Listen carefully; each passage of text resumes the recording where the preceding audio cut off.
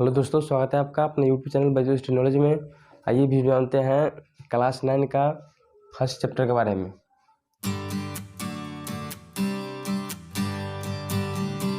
दिया गया क्वेश्चन के नीचे दिए गए कथनों में सत्य तथा कौन असत्य है, उसको पहचानने के लिए बोल रहे हैं। यानी कौन सत्य है कौन असत्य है।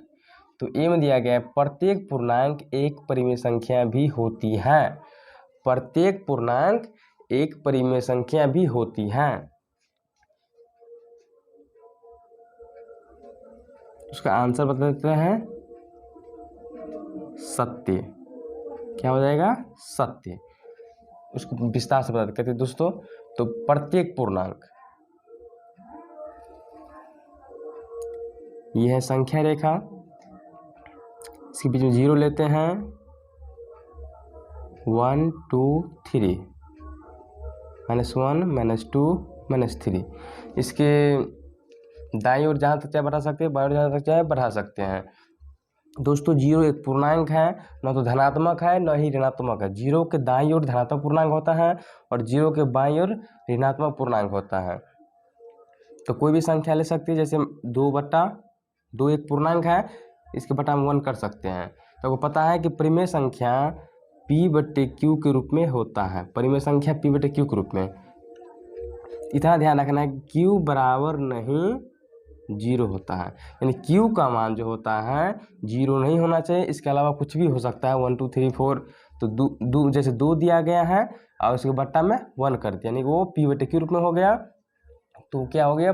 प्रत्येक पूर्णांक एक परिमेय संख्या भी होती है। कोई संख्या ले सकते हैं, -2/1 कर सकते हैं।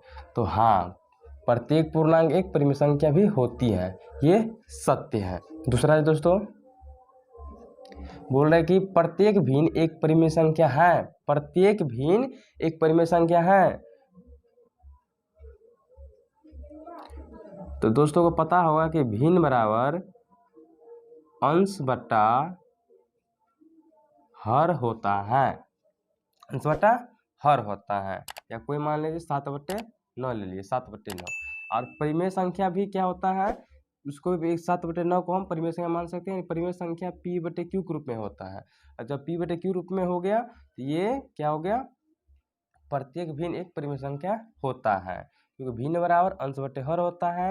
एग्जाम्पल के लिए 7/9 लिए तो P/Q का मान भी क्या हो सकता है? 7/9 हो सकता है। इसलिए ये भी क्या हो गया? सत्य हो गया।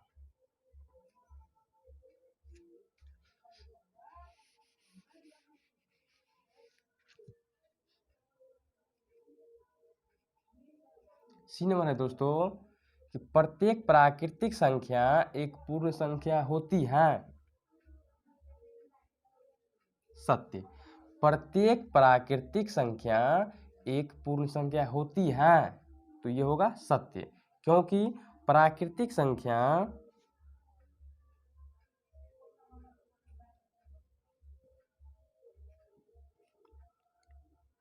एक, 2, 3, 4, 5, 6 अनंत तक होता है, etc। जहाँ तक चाहे बढ़ा सकते हैं। और प्रत्येक प्राकृतिक संख्या पूर्ण संख्या, और पूर्ण संख्या होता है 0, 1, 2, 3, 4, 5, 6 etc। तो दोस्तों प्रत्येक प्राकृतिक संख्या पूर्ण संख्या होती है, लेकिन प्रत्येक पूर्ण संख्या प्राकृतिक संख्या नहीं हो सकती है। क्योंकि प्राकृतिक संख्या सबसे छोटी प्राकृतिक संख्या 1 होता है, 1 2 3 4। और पूर्ण संख्या भी 0 के बाद 1 2 3 4 5 6 से अधिक होता है। यानी कि प्राकृतिक संख्या में इसके पीछे 0 लगाने से पूर्ण संख्या बन जाता है। यानी प्रत्येक प्राकृतिक संख्या पूर्ण संख्या हो सकती है, लेकिन प्रत्येक पूर्ण संख्या प्राकृतिक संख्या नहीं हो सकती, क्योंकि पूर्ण संख्या 0 शुरू होता है और प्राकृतिक संख्या 1 से शुरू होता है। तो ये सत्य हो जाएगा, प्रत्येक प्राकृतिक संख्या एक पूर्ण संख्या होती है। डी नंबर है दोस्तों, प्रत्येक पूर्णांक एक पूर्ण संख्या होती है। प्रत्येक पूर्णांक एक पूर्ण संख्या होती है। कोई संख्या रेखा बता देते हैं दोस्तों।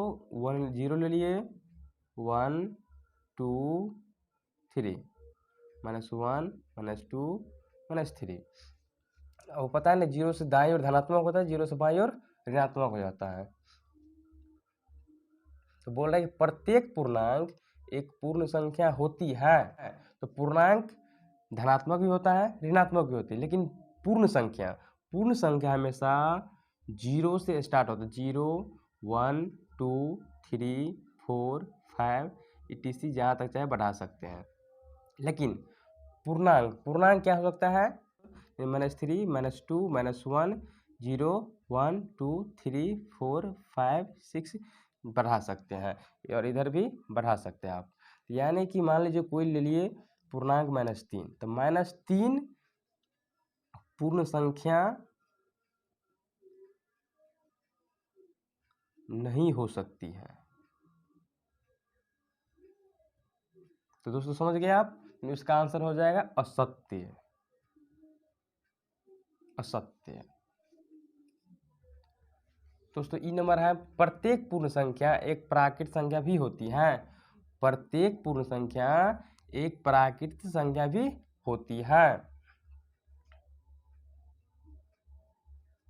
दोस्तों उसका आंसर हो जाएगा असत्य, क्योंकि 0 एक पूर्ण संख्या है, क्या है? इसीलिए दोस्तों बोले प्रत्येक पूर्ण संख्या एक प्राकृत संख्या हो सकती है, तो ये असत्य हो जाएगा, नहीं होगा, क्योंकि पूर्ण संख्या 0 से स्टार्ट होता है और प्राकृतिक संख्या 1 से स्टार्ट होता है।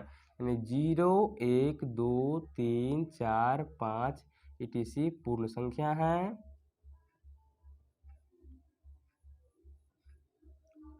और 1, 2, 3, 4, 5, 6 etc प्राकृतिक संख्या है। इसलिए दोस्तों प्रत्येक पूर्ण संख्या एक प्राकृतिक संख्या भी हो सकती है, तो ये असत्य हो जाएगा, यानी नहीं होगा। F नंबर है दोस्तों, प्रत्येक परिमेय संख्या एक पूर्णांक होती है। प्रत्येक परिमेय संख्या एक पूर्णांक होती है। तो परिमेय संख्या को हम P/Q के रूप में लिखते हैं, यानी जिसे P/Q के रूप में लिखा जाए वो परिमेय संख्या कहलाता है। और पूर्णांक बारे में अभी तो बता चुके हैं कि ये 0 है, 1, 2, 3, 4, इधर -1, -2, -3, -4। तो बोल रहे प्रत्येक परिमेय संख्या एक पूर्णांक होती है। कोई परिमेय संख्या मान लीजिए 4 ले लिए और बट्टा 1 ले लिए, तो ये हो गया एक परिमेय संख्या।